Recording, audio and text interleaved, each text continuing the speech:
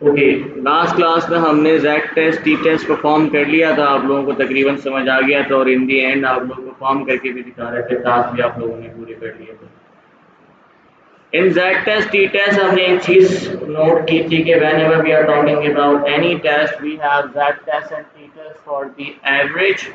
Today we are going to talk about chi-square test which is completely based on categorical data.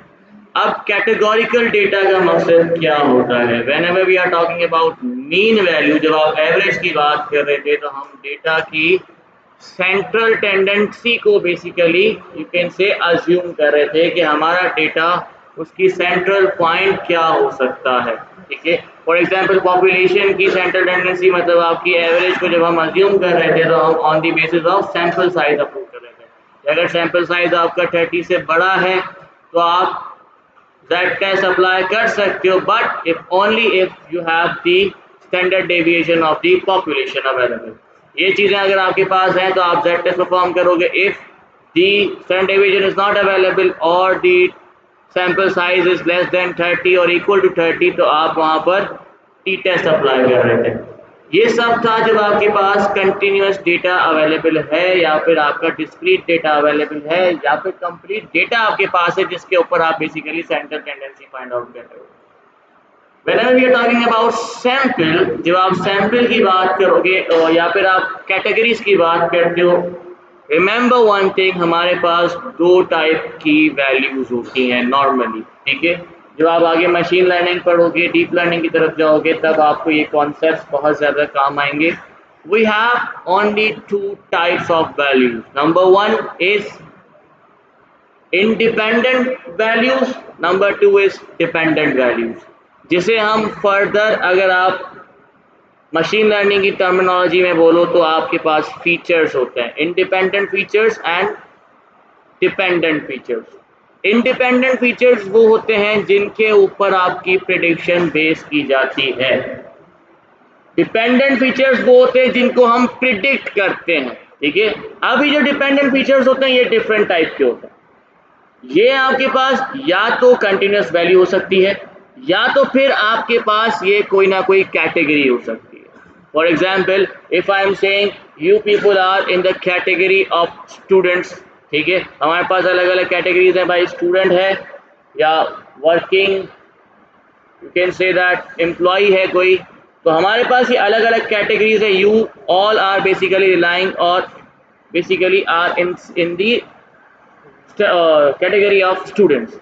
तो हमारे पास अलग अलग categories हो सकती हैं। For example, if I am trying to talk about कि हमारे पास डिफरेंट कलर्स हैं। अब फॉर एग्जाम्पल रेड है, ग्रीन है, ब्लू है, येलो है। अब ये सारी हमारे पास अलग अलग कैटेगरीज है। अगर हम इसको एज अ कंटिन्यूस वैल्यू की बात करें तो इसकी कोई वैल्यू आपके सामने नहीं आएगी। अगर मैं कोई नंबर बताओ ब्लू का, यू कैन नॉट से एनी नंबर है। अगर मैं कहूँ भाई रेड का कोई नंबर बताएं, you can not say that. तो फॉर दैट हम बेसिकली कोई न्यूमेरिक वैल्यू जनरेट नहीं कर सकते when we are talking about categories. अब अगर आप कैटेगरी के बारे में एस्टिमेशन लगाते हो किसी भी कैटेगरी के लिए, तो वो आपकी एस्टिमेशन सही है या नहीं है। For the proving those estimations you will utilize chi square test. ये कब काम आता है? जब आप अपनी कैटेगरिकल डेटा की एस्टिमेशन को प्रूव करने जाते हैं।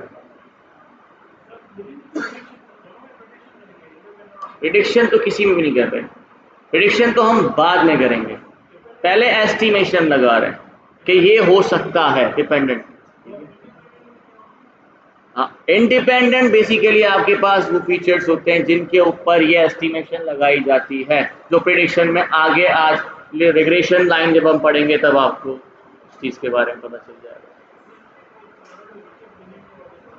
आगे दूंगा ना, जब अभी क्लास स्टार्ट ही कहाँ, ये रिकैप का मतलब था पहले क्लास हो गई, उसका रिकैप दूँ। Now today's topic is about chi-square test. The chi-square test या फिर हम इसको x square test भी कहते हैं, is a statistical hypothesis test used to determine whether there is a significant difference between the observed frequencies यानी actual data and the expected frequencies, that means theoretical or predicted data। It's mainly used for category data, the chi-square test for the goodness of fit that claims about population proportion. Remember, हमारे पास दो type के chi-square test होगा, ठीक है? Number one is chi-square test for the goodness of fit. Number two is chi-square test for independence. अब ये दो अलग अलग हमारे पास chi-square टेस्ट होते हैं जो हम बेसिकली परफॉर्म कर सकते हैं। chi-square टेस्ट बेसिकली कब परफॉर्म करते हैं? जब आप एस्टिमेशन लगा रहे हो on the categorical data. For example let's say we have here, मैं यहाँ पे थोड़ा सा ड्रॉ करके आपको दिखाता हूँ। For example what is before going for next step, सबसे पहले ये चीजें देखो, ये ऑब्जर्व फ्रीक्वेंसी देखो क्या कह रहा है, significance difference between observe frequencies and expected frequencies, ये दोनों के दरमियान का डिफरेंस चेक कर रहे हैं हम, ठीक है? पहले तो हम ये देखेंगे कि ये दोनों है क्या चीज, एक्सपेक्टेड फ्रीक्वेंसीज क्या होती हैं, ऑब्जर्व फ्रीक्वेंसीज क्या होती हैं। For example let's say rolling a dice की हम बात करते हैं। अब रोलिंग अ डाइस में आपके पास आउटपुट क्या आ सकता है, क्या क्या आ सकता है, 1 2 3 4 5 6, क्या 5.4 आएगा, क्या 5.0 आ सकता है, यस 5.0 ठीक बोल सकते हो आप। 5.1 आ सकता है, नहीं आ सकता। 4.2 आ सकता है, नहीं आ सकता। क्यों? क्योंकि हमारे पास कैटेगरीज हैं, वैल्यूज नहीं है। These are the categories, these are not the values. ऐसा ही है, अगर आप कॉइन को टॉस करते हो, या तो हेड आएगा या तो टेल आएगा, क्या दोनों की कोई वैल्यू है इटसेल्फ? नहीं। जब आप डाइस को रोल करते हो, 6 आपके पास आउटकम्स आ सकते हैं, लेकिन इन सब आउटकम्स की कोई स्पेसिफिक वैल्यू नहीं है, इनकी कैटेगरी है कि अगर ये वाला आउटकम आएगा तो उसके ऊपर 1 लिखा होना चाहिए, ये आउटकम आएगा तो उसके ऊपर 2 लिखा होगा, लेकिन उसकी असल वैल्यू 2 नहीं है। ऐसा ही है, तो ये कैटेगरीज के टाइम पे आप यूज करते हो chi-square test. For example let's talk about, वही सेम चीज बात करते हैं हम, किसके होने का डाइस, क्या क्या आ सकता है, 1 आ सकता है, 2 आ सकता है, 3 आ सकता है, 4 आ सकता है, 5 आ सकता है, या फिर 6 आ सकता है। Now I am talking about expected frequency की बात कर रहा हूं, ठीक है? अब अगर आप इसकी प्रोबेबिलिटी निकालो, थ्योरेटिकल प्रोबेबिलिटी क्या होगी इसकी, 1/6। इसकी क्या होगी, 1/6। इसकी क्या होगी, 1/6। 4 की क्या होगी, 1/6। 5 की भी क्या होगी, 1/6, एंड 6 की भी हमारे पास 1/6। अगर हम इसको डिवाइड कर रहे हैं तो आपके पास अराउंड वैल्यू आ जानी चाहिए 0.16, 0.16,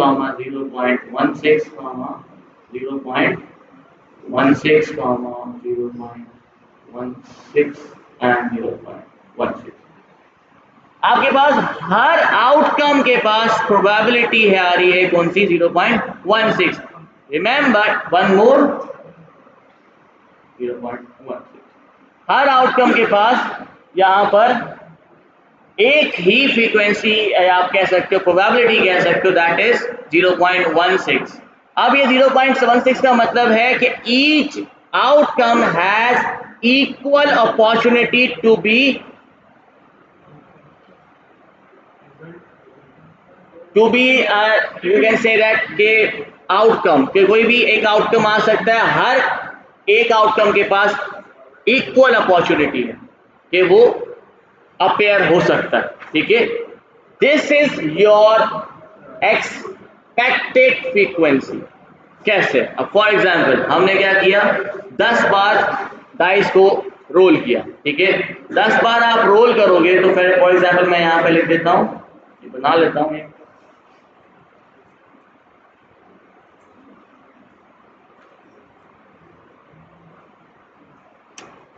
फॉर एग्जाम्पल आपने 10 बार यहाँ पर क्या किया, डाइस को रोल किया। अब 10 बार आपने डाइस को रोल किया तो 1 जो है वो आ गया, फॉर एग्जाम्पल 4 बार 1 आ गया, 2 जो है वो आ गया 3 टाइम्स, और जो 6 है वो आ गया 3 + 4 कितने हुए, 7 हो गए, 3 टाइम्स।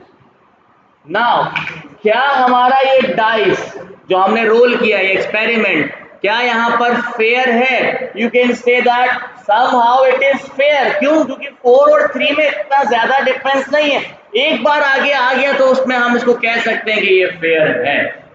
ठीक है, अब ये फेयर आप कह सकते हो कि कहीं ना कहीं ये हमारे पास फेयर आउटकम आ रहा है, क्योंकि 3 3 3 अगर आप करोगे तो इसको आप 10 को डिवाइड नहीं कर सकते ऐसे, किसी ना किसी एक वैल्यू को तो एक्स्ट्रा फेवर मिल जाती है। तो तभी हम यहाँ पर एक और चीज यूटिलाइज करते हैं, इसको हम कहते हैं degree of freedom,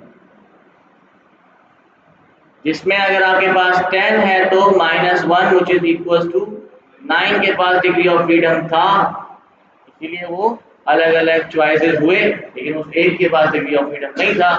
for example हमारे पास यहाँ पर 1 जो है 4 टाइम्स आ गया, जो 2 है वो 3 टाइम्स आ गया और 6 3 टाइम्स आ गया।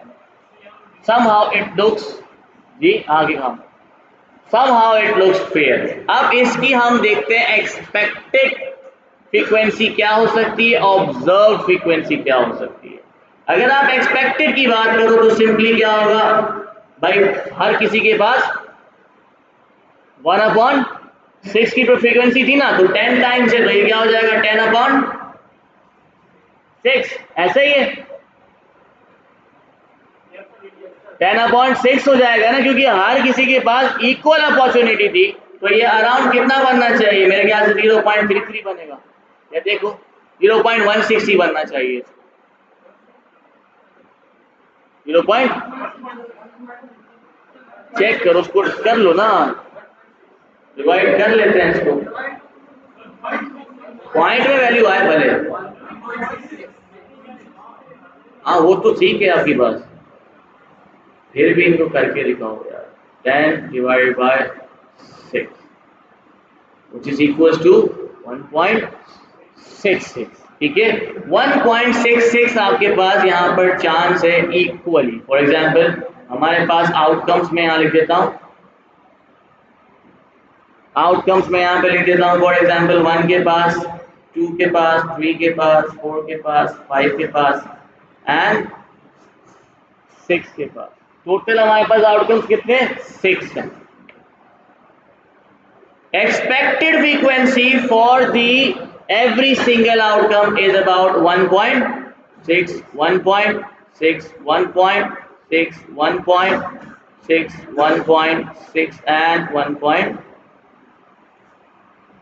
ऐसे ही आपके पास this is known as the expected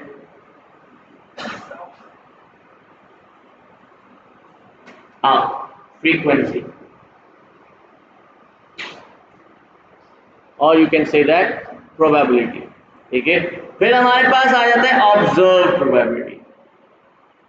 observe probability is the actual probability जो आपने यहां पर ऑब्जर्व की at the time of experiment. 10 times experiment किया आपने, टोटल आउटकम्स कितने थे, ये कितने आए आपके पास, आउटकम्स कितने आए आपके पास,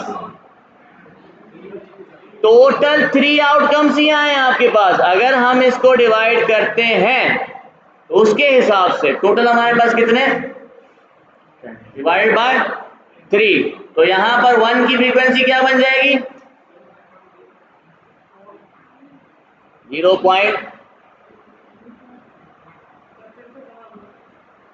अगर हमारे पास यहां पर जो आउटकम्स आए हैं वो कितने आउटकम्स हैं, ऑब्जर्व्ड में आपके पास 3 ही आउटकम्स नजर आए हैं, बाकी सारे 0 हैं। तो मैं यहां लिख देता हूं, फॉर एग्जांपल आपको 4 equals to 0, 3 equals to 0, 5 equals to 0।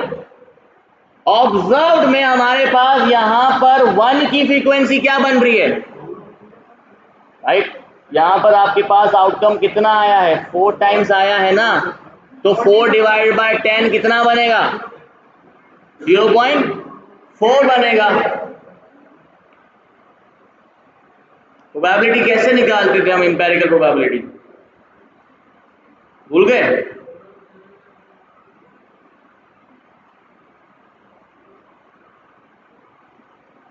Four divide by 10, 2 का क्या बनेगा, 2 डिवाइडेड बाय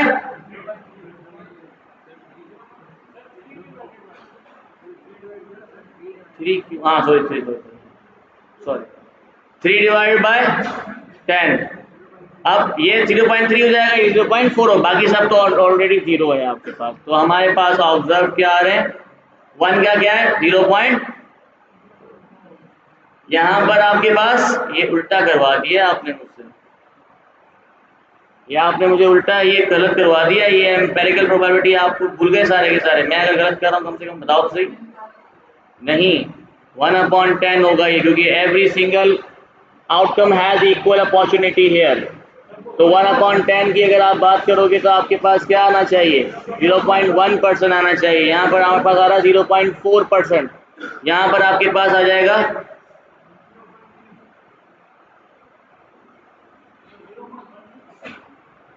इसकी, हाँ मैं वही 0.16 कर रहा हूँ इसको।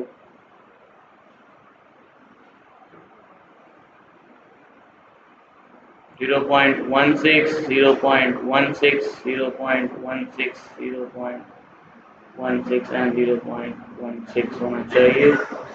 और रही बात यहाँ पर, बेसिकली इधर आपके पास आ जाएगा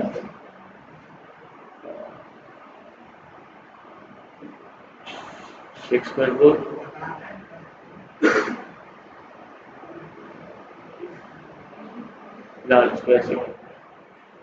आगे चल। ऑब्जर्व में आपके पास 1 की फ्रीक्वेंसी क्या है, यार ये आवाज क्यों आ रही है मुझे आपस में बात करनी। ऑब्जर्व में आपके पास फ्रीक्वेंसी यहाँ पर जो ये है, ये आपने एक्सपेरिमेंट परफॉर्म किया है। यहाँ पर आपके पास ऑब्जर्व फ्रीक्वेंसी क्या बन रही है, फ्रीक्वेंसी का मतलब होता है प्रोबेबिलिटी की बात करो। एम्पिरिकल प्रोबेबिलिटी क्या थी, नंबर ऑफ, मैं दोबारा कहूंगा, एम्पिरिकल प्रोबेबिलिटी जब आप एक्सपेरिमेंट परफॉर्म कर लेते हो तब आप क्या करते थे, number of times your favourable outcomes occur divide by total experiment, जितना आपने उस एक्सपेरिमेंट को एग्जीक्यूट किया है। ठीक है, तो हमने यहाँ पर सिंपली क्या लिखा, 4 टाइम्स आपका 1 आया है। ठीक है, तो 1 का आपके पास क्या बन जाएगा 4/10। 4/10 के हिसाब से 0.4 आ गया आपके पास। 2 कितनी बार आया है 0.3 टाइम्स। अगर आप यहाँ पर देखो 6 कितनी बार आया है 0.3। बाकी सारे आपके पास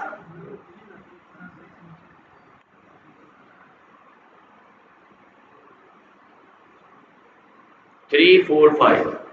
Now here you can see this is your expected frequency and this is your observed frequency.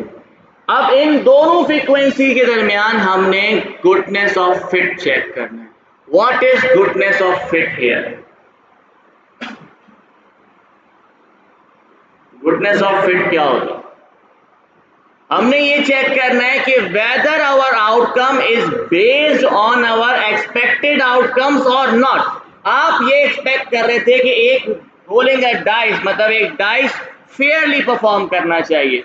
तो जब वो फेयरली परफॉर्म करेगा तो मतलब every single outcome has a equal chance to be occurred.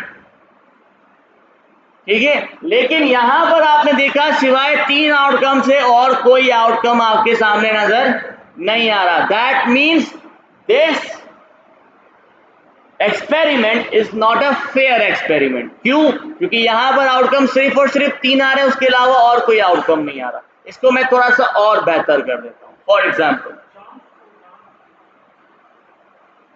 Chance था पर आया तो नहीं ना।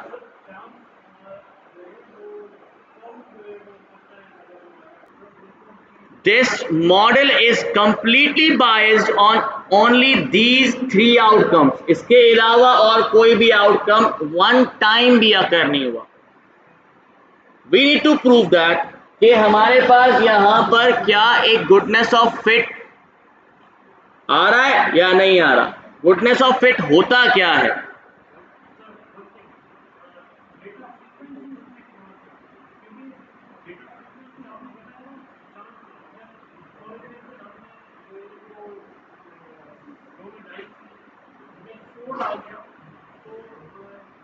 एग्जाम्पल आपको करके दिखा देता हूँ। फॉर एग्जाम्पल हमारे पास बाइक्स हैं। हमने कहा भाई we have 3 coloured bikes, number 1 is red colour, ठीक है। एक और हमारे पास है जो हमारे पास ऑरेंज कलर के अंदर है, एक और हमारे पास है जो हमारे पास ब्लू कलर के अंदर है। अब ये 3 हमारे पास टोटल बाइक्स अवेलेबल हैं इन डिफरेंट कलर्स, ठीक है। कल किसी भी कंपनी के साथ आप काम कर रहे हो, फॉर एग्जाम्पल आप एक किसी बाइक की कंपनी के साथ आप काम कर रहे हो, आप यहाँ पर आप इसमें से क्या एनालिसिस करके दे सकते हो इनको, कैसे? For example if I am saying I am going to launch 3 coloured bikes, एक आपके पास रेड है, ऑरेंज है, ब्लू है, ये 3 हमारे पास अलग अलग कलर्स के बाइक है। What is the theoretical probability है, क्या होगी थ्योरेटिकल प्रोबेबिलिटी? रेड के पास थ्योरेटिकल प्रोबेबिलिटी क्या है वैसे बताओ? 1/3। इसी तरीके से ऑरेंज के पास क्या है? 1/3। ब्लू के पास भी कितनी है? 1/3। This would be your expected, you can say that outcome. अब आप गए मार्केट में, कंपनी गई मार्केट में और उसने बाइक सेल आउट करना शुरू कर दी, ठीक है। अब हमारे पास जब बाइक सेल आउट हुई तो हमारे पास जो रेड थी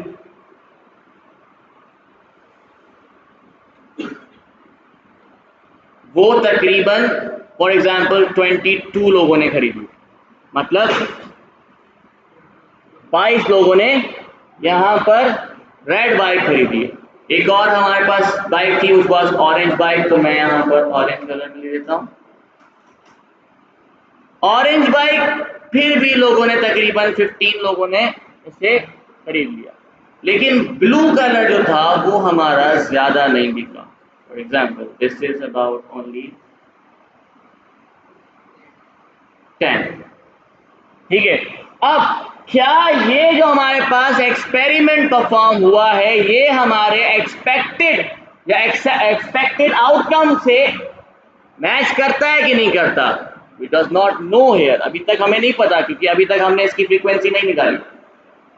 ये तो वैल्यूज हैं, ये फ्रीक्वेंसी थोड़ी है, प्रोबेबिलिटी थोड़ी है, दीज आर दी वैल्यूज। अब प्रोबेबिलिटी निकालने के लिए सबसे पहले आप क्या देखोगे? Total number of experiments that are been performed here. अब कितने हैं टोटल? प्लस कर दो, 22 प्लस 15 कितने हो गए हमारे पास? 22 plus 15 plus 10 which is equal to 47। मैं एक काम करता हूं, इसको 3 कर देता हूं, थोड़ा सा आपकी कैलकुलेशन आसान हो जाएगी, ठीक है। 47 की जगह पे हम इसको कर देते हैं, ठीक है। तकरीबन 50 बार ये एक्सपेरिमेंट परफॉर्म हुआ। कौन सा एक्सपेरिमेंट? बाइक सेल करने का, जिसमें से 22 टाइम्स लोगों ने रेड बाइक खरीदी, 15 टाइम्स लोगों ने ऑरेंज बाइक खरीदी, 13 टाइम लोगों ने ब्लू बाइक खरीदी। Now I need to get the estimation whether our bikes are selling or not, या फिर कौन से कलर की बाइक सबसे ज्यादा बिक रही है और कौन से कलर की बाइक बिल्कुल नहीं बिक रही, या कहां पर मुझे बेसिकली कलर की बाइक को और ज्यादा यूनिट्स बनाने चाहिए भी कि नहीं बनाने चाहिए। How could I get the estimation here? हो सकता है कि आज नहीं बिकी कल बिक जाती, लेकिन मैं यहाँ एस्टिमेशन कैसे लगा सकता हूँ? फॉर दैट सबसे पहले मैं यहाँ पे फ्रीक्वेंसी निकालूंगा। तो अगर हम फ्रीक्वेंसी निकालेंगे, सिंपली क्या होता है? Total number of times the expected outcome come divided by total number of times the experiment has been perform. तो अगर मैं 22 की बात करूँ, 22 divide by 50, 15 divide by 50 and 13 divide by 50, यहाँ पे क्या वैल्यू आनी चाहिए? बताते रहो जल्दी जल्दी निकाल के। 22/50 क्या हो? 0.44। यहां पर बाइक की क्या होगी? ऑरेंज की 0.3। यहां पर ब्लू की क्या होगी? 0.26। इधर भी बता दो 1/3 का मतलब क्या होता है? 0.33, ठीक है। इसका भी 0.33, इसका भी 0.33।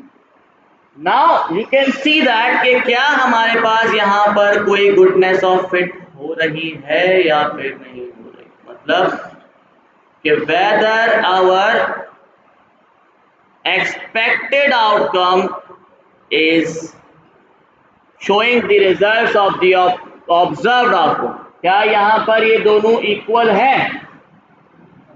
नहीं, that means our goodness of fit says कि यहाँ पर हमारे पास results, you can say that कि जो एक्सपेक्टेड आउटकम था उससे टोटली डिफरेंट आया। लेकिन ये डिफरेंस क्या एक्सेप्टेड है या नहीं है? डिफरेंस तो आपको नजर आ रहा है, पर क्या ये डिफरेंस हम एक्सेप्ट कर सकते हैं? यहां से कितना डिफरेंस चलता है? वी कैन नॉट, अभी तक तो अभी कोई भी हम इस पे प्रेडिक्शन नहीं कर सकते कि क्या ये दोनों इतना हमारे पास चेंज बेसिकली हम एक्सेप्ट कर रहे हैं कि नहीं कर रहे। For that you will perform chi square test. In chi square test we have the formula, क्या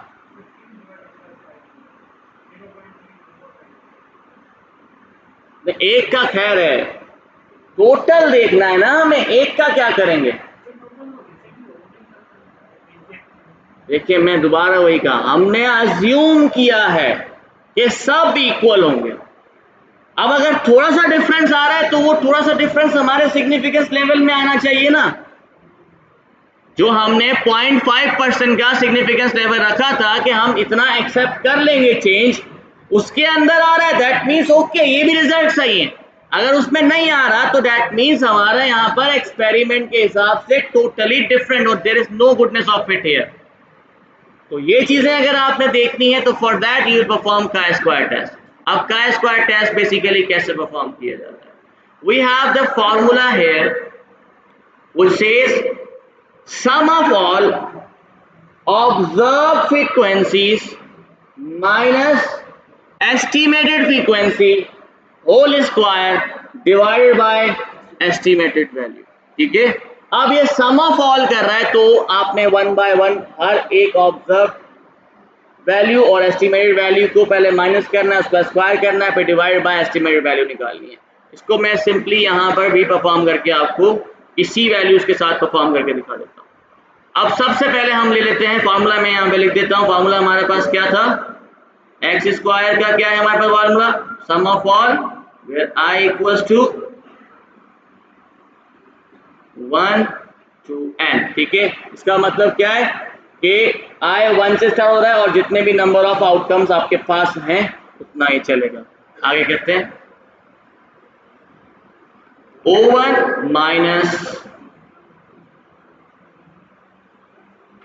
1 कह रहा हूं i whole square divided by estimated value. ठीक है, अब इसके अंदर हम बेसिकली पुट करते हुए जाएंगे हमारी वैल्यूज को। अब यहां पर हमारे पास वैल्यू सबसे पहले ऑब्जर्व फ्रीक्वेंसी क्या है हमारी, या वैल्यू क्या है? 0.44। तो मैं यहां पे लिख देता हूं 0.44 माइनस इसी की एस्टिमेटेड फ्रीक्वेंसी क्या है? 0.33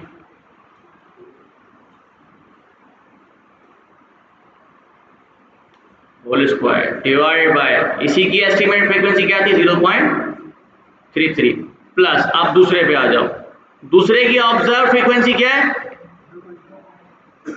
0.3 माइनस इसी की एस्टिमेटेड क्या होगी?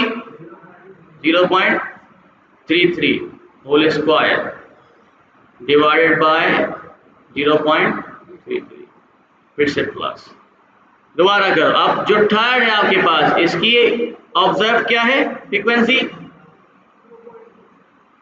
2.26 minus 0.33 whole square divided by 0.33। अगर आप इसका अगेन इक्वल टू, सारी फ्रीक्वेंसी सेम है तो हम सिंपली यहाँ पर लिख देते हैं 0.26 V3 ये आपके पास आ जाएगा 0.44 माइनस 0.33 होल स्क्वायर, या फिर वैल्यू निकाल के बता दो ना होल स्क्वायर करके, जीरो कैसे आएगा?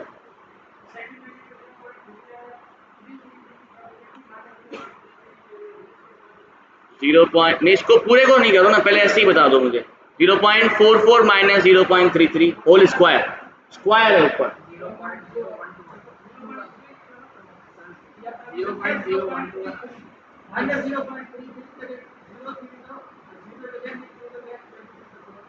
ये प्लस में मल्टीप्लाई में थोड़ी है, ये तो ठीक है, 3 आया 3 है, जो भी है फिलहाल वैसे निकाल के बताओ इसको, सिर्फ स्क्वायर करके बताओ।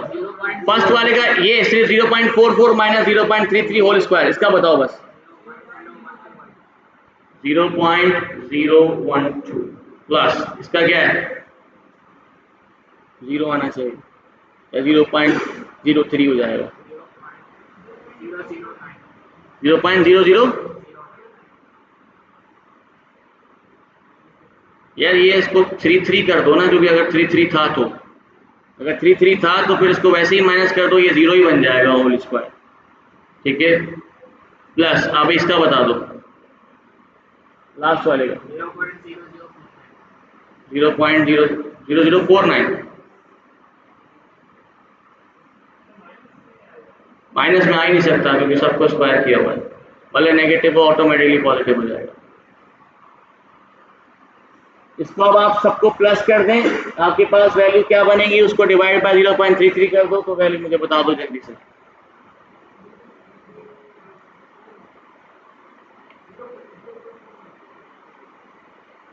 सबको प्लस करना है, डिवाइड बाय 33 करना है, 0.49 आखिरी वाला बता रहे हो।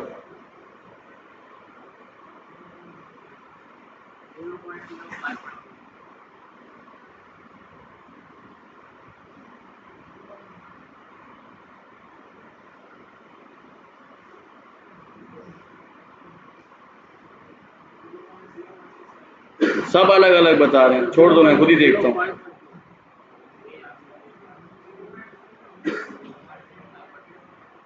जीरो पॉइंट 0.05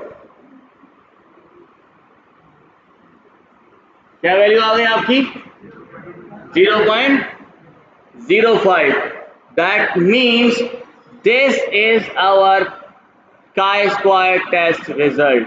अगर आपकी ये रिजल्ट आपकी क्रिटिकल पॉइंट के बाद आ रहा है तो बेसिकली आपके पास your null hypothesis has been rejected. अगर ये उससे पहले आ रहा है that means your null hypothesis has been accepted. मैं सिर्फ इतना ही कह रहा हूँ, 2 टेल टेस्ट यहाँ पर परफॉर्म नहीं होता। जब आप chi स्क्वायर टेस्ट की बात करते हो तो यहाँ पर 1 टेल टेस्ट होता है, 2 टेल टेस्ट परफॉर्म नहीं करते हम। तो उसके लिए भी हमारे पास chi स्क्वायर टेबल अवेलेबल है, मैं वो भी आप लोगों को एक दफ़ा दिखा देता हूँ। हाँ नहीं, कभी भी नहीं आया, तभी तो स्क्वायर किया हुआ है। स्क्वायर करोगे तो ऑटोमेटिकली आपके पास नेगेटिव वैल्यू आ ही नहीं सकती, वो पॉजिटिव वैल्यू ही आएगी।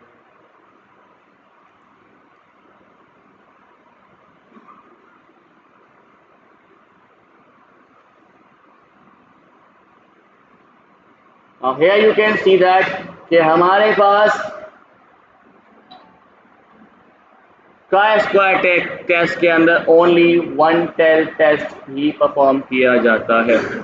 अब to find the critical value here, उसके लिए हम क्या कर सकते हैं। नंबर 1 थिंग, आपके पास सिग्निफिकेंस वैल्यू कितनी है।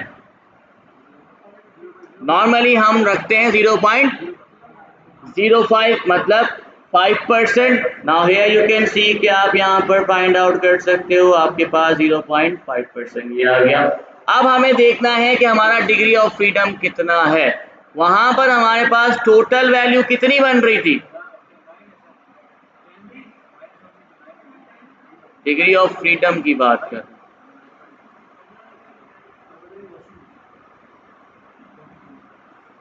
यहाँ पर डिग्री ऑफ फ्रीडम हमारे पास कितना था,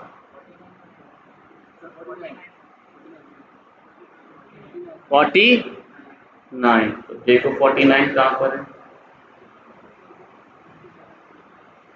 अब 49 लेकिन 50 तकरीबन इसके करीब है तो हम 50 की तरफ चले जाएंगे। ठीक है, यहाँ पर आप देख सकते हो कि आपके पास 0.50, that means here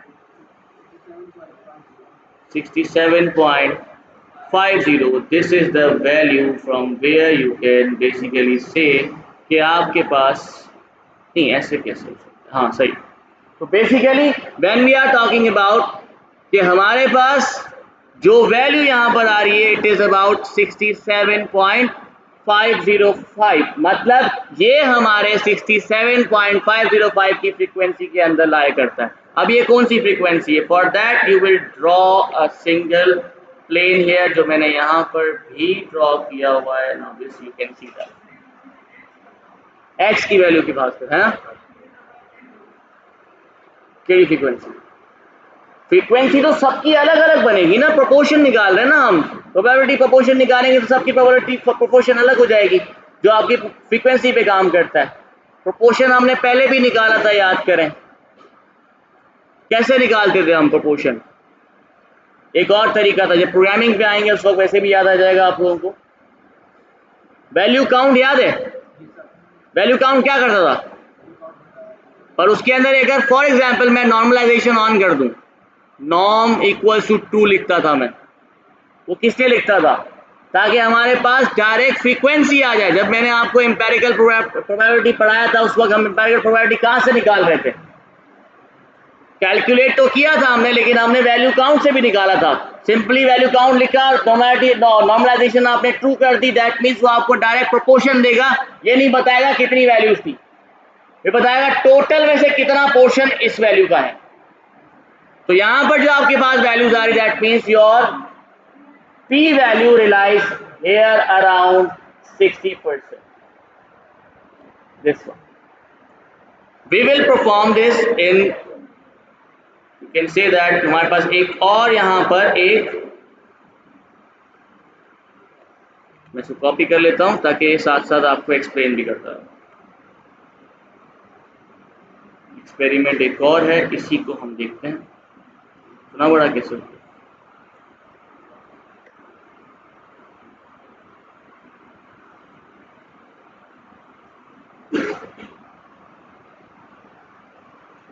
Now here you can see that. For example, हमारे पास एक और प्रॉब्लम स्टेटमेंट है। In this problem statement, number one, what it says, in 2010, census of a small city where weight of individuals were as follows. Census का मतलब आपको पता है, मर्दमशुमारी जिसको आप कहते हो। मर्दमशुमारी के अंदर क्या देखा गया कि भाई इंडिविजुअल्स की जो वेट्स थे वो तकरीबन इसके बराबर थे। ठीक है, 50 किलोग्राम के जो लोग थे वो कितने परसेंट था हमारे पास यहाँ पे? 20%। 50 और 75 किलोग्राम के दरमियान जो हमारे पास वैल्यूज थी वो कितने परसेंट वैल्यूज थी? 30%। 75 किलोग्राम के बराबर जो वैल्यूज थे वो हमारे पास कितनी थी? 50%। ये था 2010 का। अब हमें ये फाइंड आउट करना है 2025 में क्या होगा। यहां पर कंप्लीट सेंसस हो चुका है। 2025 में अभी तक कोई हमने मर्दमशुमारी नहीं की जिसमें हम वेट चेक कर रहे हैं। ठीक है, हमने क्या किया, 500 लोगों को बुलाया 2025, एजेस ऑफ 500, एजेस नहीं wait sorry, 500 individuals were check, only 500, not about the complete city. ये जो आपके पास प्रोपोर्शन मिल रहा था ये एक्चुअल वैल्यूज थी जो सारे कंप्लीट सिटी की वैल्यूज थी। अभी हमने सिर्फ 500 लोगों को बुलाया, हमने क्या चेक किया, द सैंपल वाज, जो लेस देन 50 किलोग्राम था वो हमारे पास कितने लोग थे? 140। जो 50 से लेकर 70 किलोग्राम 75 किलोग्राम के लोग थे वो कितने थे हमारे पास? 160। जो 200 से ज्यादा मतलब 75 किलोग्राम से बड़े ज्यादा जो उनकी वेट था वो हमारे पास कितने लोग थे? 200। अब यहीं पर बेसिकली हम इसकी फ्रीक्वेंसीज भी बना लेते हैं। सिंपल है, बहुत आसान है, वो तो फ्रीक्वेंसी सारी गिवन है आपके पास। फ्रीक्वेंसी का मतलब है प्रोपोर्शन निकाल लेते हैं। ठीक है, अब यहां पर जो इसका प्रोपोर्शन ऑलरेडी गिवन है, भाई गिवन है ना आपके पास। यहां पर हमने कहा जो लेस देन 50 किलोग्राम वाले लोग हैं उनकी फ्रीक्वेंसी या प्रोबेबिलिटी क्या बनेगी? 0.2, 20% ना आपके पास। जो 50 और 75 किलोग्राम के अंदर आ रहे हैं उनकी क्या है? जो ग्रेटर देन 75 वाले हैं वो कितने हैं हमारे पास? 0.5। सो दिस इज योर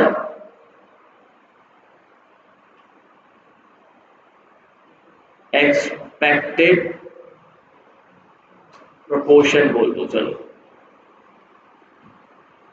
या फिर प्रोबेबिलिटी बोल दो।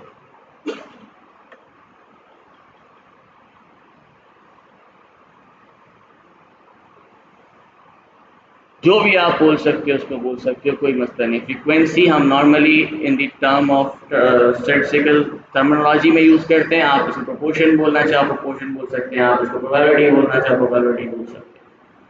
अब हमारे पास यहाँ पर एक्सपेक्टेड प्रोपोर्शन क्या है भाई? 20%, 30% and 50%। Let's see the observe proportion here.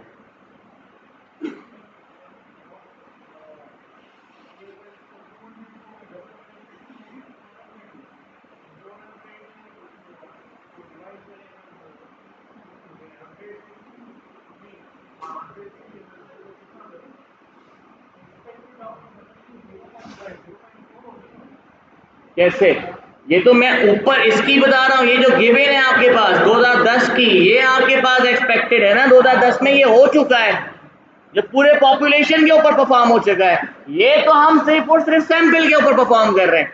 ये आपकी ऑब्जर्व हो जाएगी ना, जो अभी आपने ऑब्जर्व किया है। तो ऑब्जर्व फ्रीक्वेंसी निकाल लेते हैं यहाँ पर हम। ऑब्जर्व के अंदर आपके पास लेस देन 50 कितने वन, पहले टोटल करो उसको, कितने हो रहे हैं? 140, 500 ही बन रहे हैं। हाँ, क्योंकि 500 गिवन था यार, क्या हो गया? वो तो सही ऊपर लिखा हुआ है सब। ओके, 140। तो अगर मुझे इसकी फ्रीक्वेंसी निकालनी, सिंपली क्या करूंगा? 140 डिवाइड बाय 200। डबल क्यों करूंगा मैं इसको? Sorry, 500, which is equal to, निकाल लो, 0.28।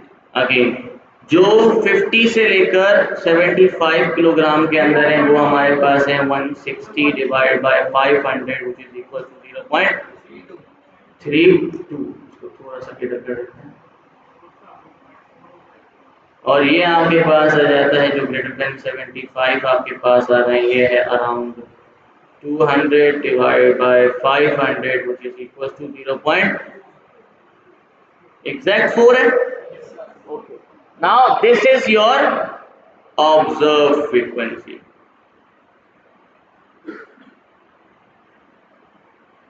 ठीक है, अब इसके ऊपर हम का स्क्वायर टेस्ट परफॉर्म करते हैं। अब का स्क्वायर टेस्ट परफॉर्म करने के लिए आप सिंपली क्या करोगे? वही फॉर्मूला मैं दोबारा यहाँ पर लिख देता हूँ। क्या था? Sum of all observe I minus estimated I divide by estimated I. ये सॉरी, होल स्क्वायर था। ये होल स्क्वायर इसीलिए लगाते हैं ताकि नेगेटिव वैल्यू ना आए, क्योंकि जब आप का स्क्वायर टेस्ट परफॉर्म करते हो आप 1 टेल टेस्ट करते हो, 2 टेल टेस्ट नहीं करते। तो 1 टेल टेस्ट हमेशा पॉजिटिव होता है, नेगेटिव नहीं हो सकता। इसीलिए हम इसके ऊपर स्क्वायर लगा देते हैं। अगर नेगेटिव वैल्यू आ भी जाती है तो ऑटोमेटिकली पॉजिटिव बन जाएगी।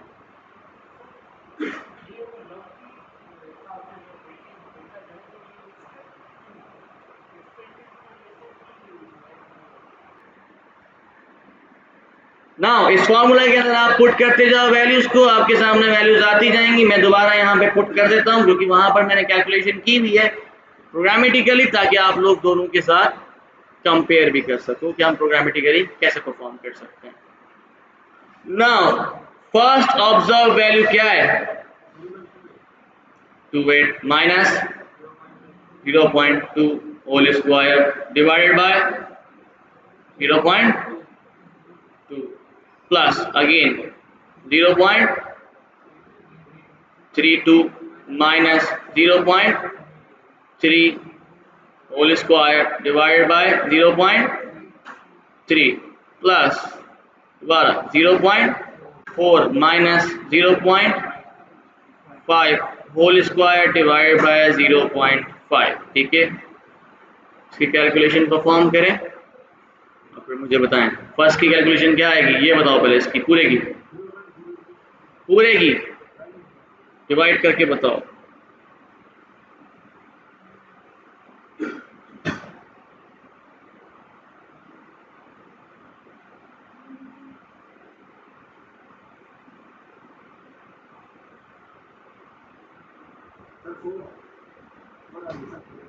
हाँ, 4 कैसे आ रही है, दोबारा देखो, 4 कैसे आ सकती है। मैं, तुमने मेरा गलत कर दिया, मैं बोलूँ मैंने गलत लिखा है। 0. हाँ सही है, मेरी भी 0.032 ही आ रही थी। आगे बताओ 0.32 का बताओ।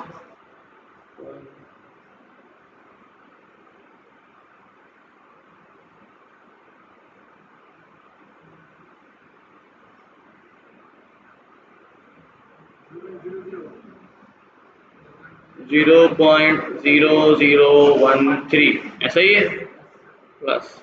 आगे बताओ।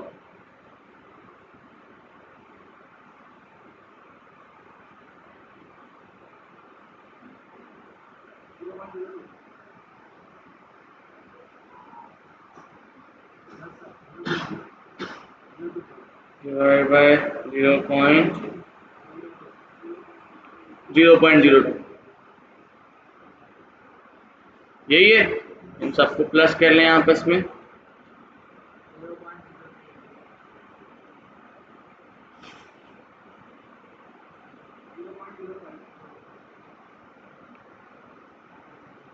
.05।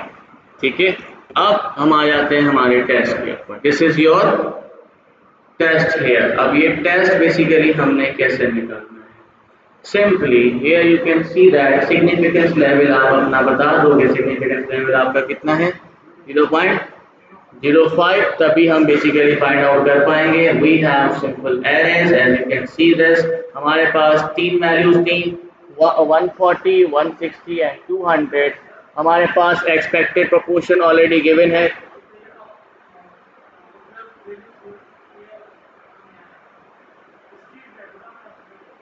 आगे तो देखो, नीचे तो देखो।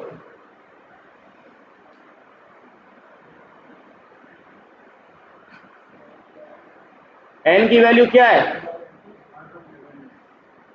तो आपके पास फॉर एग्जांपल ये आपके पास एक्सपेक्टेड, जो आपकी एक्सपेक्टेड वैल्यूज थी ये पॉइंट के अंदर है ना, वहां पर हमने पॉइंट ही लिया है, नो डाउट। पर फिलहाल जब आप इसमें क्या स्क्वायर टेस्ट परफॉर्म करोगे तो आप उसको डायरेक्ट फ्रीक्वेंसी नहीं निकाल दोगे, वो खुद ब खुद फ्रीक्वेंसी निकाल लेगा। हम इसको डायरेक्ट वैल्यूज प्रोवाइड करते हैं, फ्रीक्वेंसीज प्रोवाइड नहीं करते। ठीक है, अब यहां पर आप देख सकते हो हमारे पास प्रोपोर्शन ये था। On the basis of this अगर हम इसकी बात करें तो यहां पर हम कैसे परफॉर्म करते हैं, सिंपली हम क्या करेंगे, सबसे पहले ऑब्जर्व वैल्यूज को अलग करेंगे। अब ऑब्जर्व, आपके पास एक्सपेक्टेड वैल्यूज तो थी,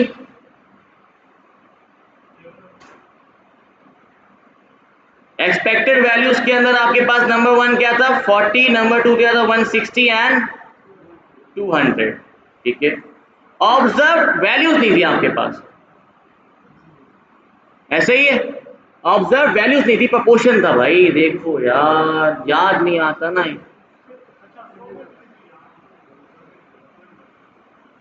प्रोपोर्शन था आपके पास। पहले का प्रोपोर्शन क्या था, 20%। तो अगर हम ये सोचें कि अगर हम एक्सपेक्टेड प्रोपोर्शन की बेसिस के ऊपर चेक करना चाहते हैं कि हमारे पास आउटकम क्या आना चाहिए था, तो हम कैसे चेक कर सकते हैं, सिंपली मल्टीप्लाई कर दूंगा। मैं क्या करूंगा, 500 हमारे पास क्या थे, सैंपल साइज था, मल्टीप्लाई बाय ऑब्जर्व फ्रीक्वेंसी कौन सी थी हमारे पास पहली, इसकी क्या कहते हैं, लेस देन 50 किलोग्राम वाले की 0.2 ही था ना, 20%, 20%, 30% एंड 50%। दूसरा हमारे पास again 500 multiply by 0.3, 500 multiply by 0.5। अगर देखा जाए तो 5 इसका क्या कहते हैं 500 मल्टीप्लाई बाय 0.2 करो तो क्या वैल्यू आ रही है आपके पास? 100 आएगा। नहीं 100 कैसे आएगा, 0.2 है। हाँ 100 आएगा, ठीक है। ओके 3 का क्या आएगा? 150। और आपके पास 50% का क्या आना चाहिए? 250। ठीक है, तो अब हमने ये चेक करना है कि अगर आप देख रहे हो ये 100 आपके पास एक्सपेक्टेड वैल्यू आनी चाहिए थी, जो नहीं आई, सॉरी उल्टा कर दिया इसको। हाँ सही सही, बीच में बार बार बोलते हैं ना, फिर ये होता है। ठीक है कोई मसला नहीं। अब एक्सपेक्टेड हमारे पास होनी चाहिए थी 100, ऑब्जर्व कितनी आई? 140। यहाँ पर 150 आनी चाहिए थी, आपके पास कितनी आ रही है? 160। इधर हमारे पास 250 आनी चाहिए थी, यहाँ पर हमारे पास वैल्यूज कितनी आ रही है? 200। यही दोनों चीजें आप आई स्क्वायर टेस्ट में प्रोवाइड करोगे। जब प्रोवाइड करोगे तो आपके पास वैल्यूज कैसे आएंगे? Simply what we will do, we will provide in chi-square test। chi-square test हमें कहाँ से मिल जाएगा? From SMT। SMT हमारे पास क्या था, जो स्टैटिस्टिक्स की हमने लाइब्रेरी ऊपर इंपोर्ट की थी। मैं आपको एक दफा दिखा देता हूँ। scipy.stats, ठीक है, वापस आ जाते हैं नीचे। From scipy.stats smt.chi-square, this will ask you some parameters। The first parameter is about frequency of observed values, ठीक है। Number 2 is the frequency of expected values। तो आपको ये दोनों चीजें इसको प्रोवाइड करनी है। सिंपल।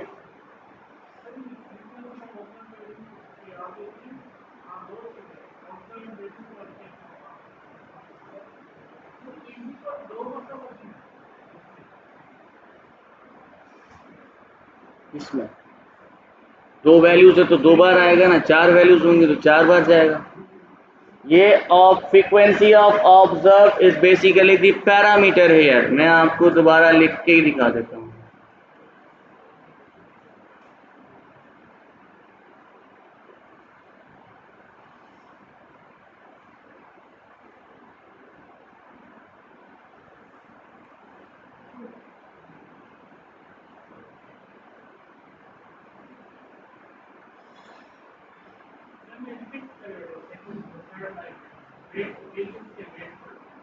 एक मिनट रुकना।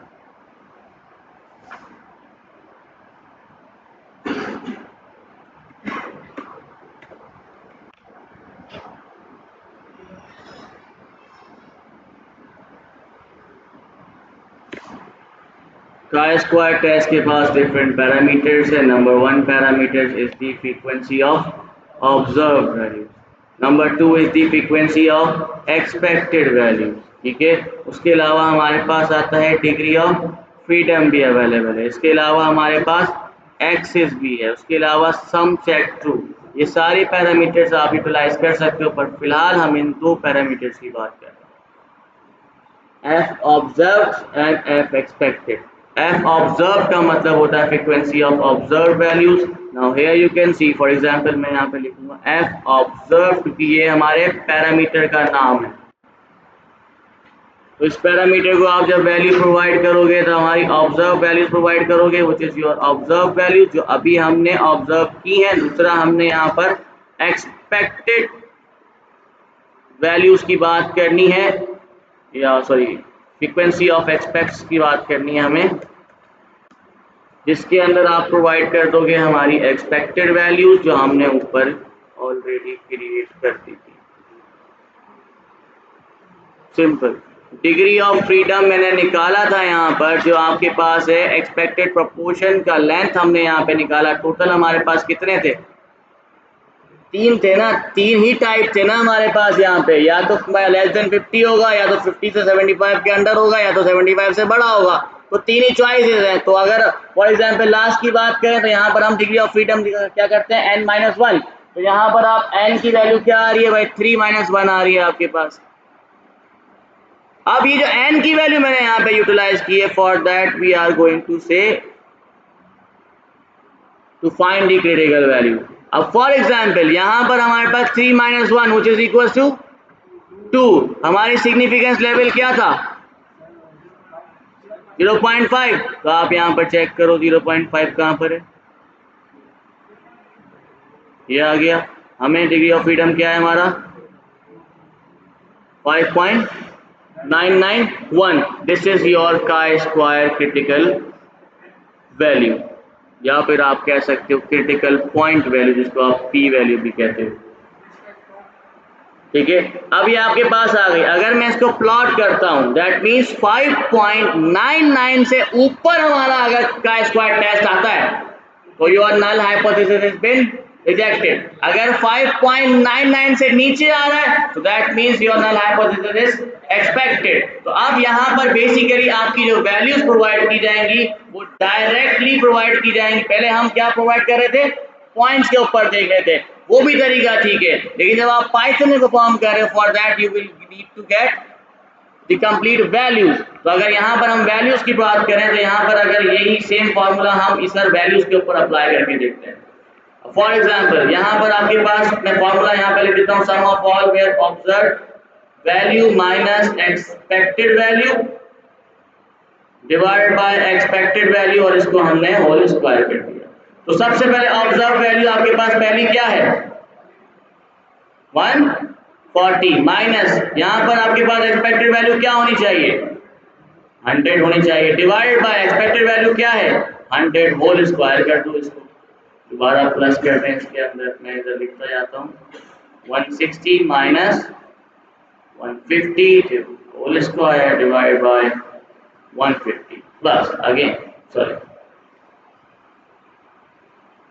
250 minus 200 whole square divided by 200 which is equals to around, निकाल के चेक करें आप, यहाँ पर क्या आ जाएगा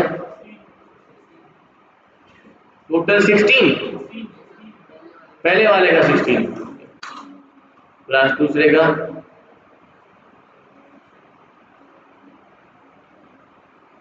पहले वाले का 16 आएगा। क्या हो गया आपको, अलग वैल्यू बताते हो ना कुछ, ये 40 बचेगा आपके पास, मल्टीप्लाई बाय 40 करो तो क्या वैल्यू आएगी 1600 आएगा। सही सही ओके, 16 आ गया, प्लस इसका वैल्यू क्या आएगी 0.66 प्लस इसकी वैल्यू क्या आ रही है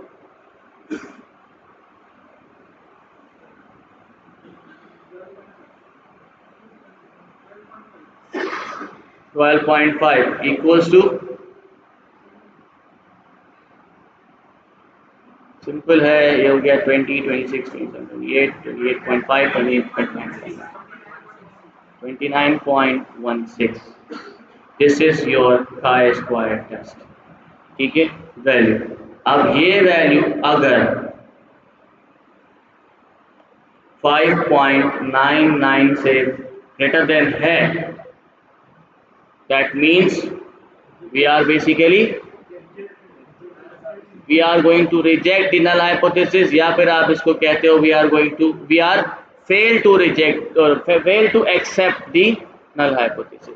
तो हम यहाँ पर बेसिकली रिजेक्ट करें तो हमने यहाँ पर कहा कि null hypothesis is rejected here.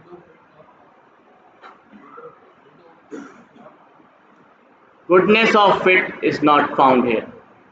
ठीक है, क्यों, क्योंकि आपका दोनों ऑब्जर्व और expected values are not related to each other, कहीं पर भी रिलेशन नहीं है। Now here you can see आपके पास वैल्यू इज अराउंड 26 आ रही है, वहां पर 29 बताई है आपने, तो कहीं ना कहीं कोई एक वैल्यू हमने ऊपर नीचे कर दी होगी। But here you can see that कि हमारे पास एग्जैक्ट क्रिटिकल पॉइंट आपके पास आ चुका है, दैट इज योर 5.99। ये 26.6 क्यों आ रही है, ये जरा आप लोग मुझे देख के बताओ, कि हो सकता है यहाँ पर वैल्यू के अंदर कहीं ना कहीं कोई चीज़ चेंज हुई है। देखिए समथिंग इज चेंज हियर, कहीं ना कहीं कोई वैल्यू आ रही है।